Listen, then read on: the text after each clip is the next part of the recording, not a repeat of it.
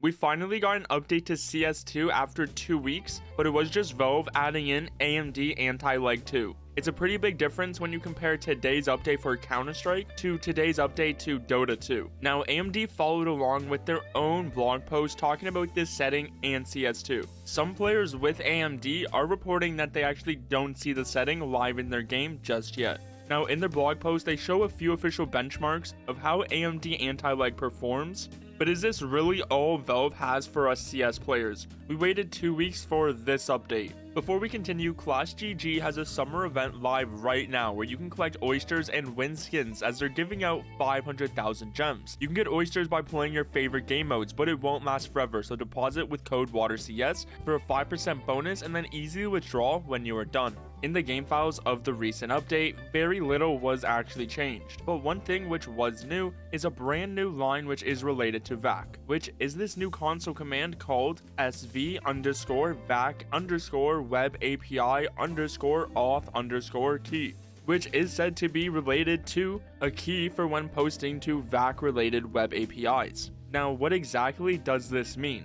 Well, it seems this change is for who can interact with VAC and how it's getting authorized. Recently, some of you have pointed out that you saw a VAC error telling you that you can't play and it was interrupting your game, even though you weren't actually a cheater, which may be exactly what this is targeting. Maybe this VAC change isn't the exact VAC update you would expect, but more so to just iron out any bugs that it may have caused. We got no other new information on VAC or this new command, but you can see it for yourself in the console. This is a good sign though that hopefully Valve has more anti-cheat and VAC changes planned for us, which may just be coming sometime in the future. There is also still no new mentions of Overwatch, plus no new players have gotten access. Is this update all that Valve has actually been working on for these 2 weeks? Well, it seems like AMD and Valve were the ones testing AMD Anti-Lag 2 yesterday, which is what all those recent test files were for. When you look at the build A test, it's the exact same build we got in this new recent update today. Plus, when you look at the screenshots from AMD, which they shared in their blog post,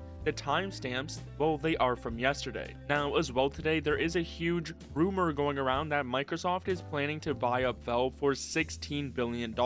If this happened, it would cause huge changes in the gaming community, for not only Steam, but also every one of Valve's games. It's said that in 2022, there was over 46,000 games on the Steam store that Valve was getting a cut from, which was earning them billions of dollars year in and year out. All of Valve's products include Steam itself, their long list of games, the Steam Machine, Steam Deck, and Steam VR. So would Valve actually give this all up for just $16 billion? Maybe Gaben just wants to step back, as we have seen him being a part of a brand new company just a few months ago. Now, I could go on about this and make it seem like a huge disaster is coming, but it's important to note that this is just a rumor, and it doesn't even seem like it's true, as both Valve and Microsoft haven't really said anything recently about this actually happening. The only slight truth to this rumor of Microsoft buying up Valve comes from a leaked court document from Microsoft where they valued Valve along with a list of other similar companies for $17 billion.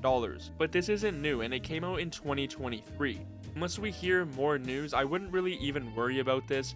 Of course, some people may hate on Valve and some of their actions, but many can come together and agree that they would rather have Gabe at the wheel than some other corporate company. Now, some are speculating that this could just be over-exaggerated and may just actually be Microsoft trying to partner with Steam and Valve so it's available on their upcoming Xbox, as many have theorized that that will be possible. So this could just be something a bit smaller where both Microsoft and Valve work together, but who knows, maybe behind the scenes Valve really just wants to hand over the keys. Now, it's also important to remember before, when Microsoft and Valve were going to work together on Call of Duty, Gabe Newell actually decided not to. Now, this was a few years ago, so obviously things may have changed. If this situation grows into something bigger, I will definitely be keeping you updated, but at the moment, your skins are safe in Gaben's hands. Also, check out this leaked gameplay of Deadlock, Valve's next game.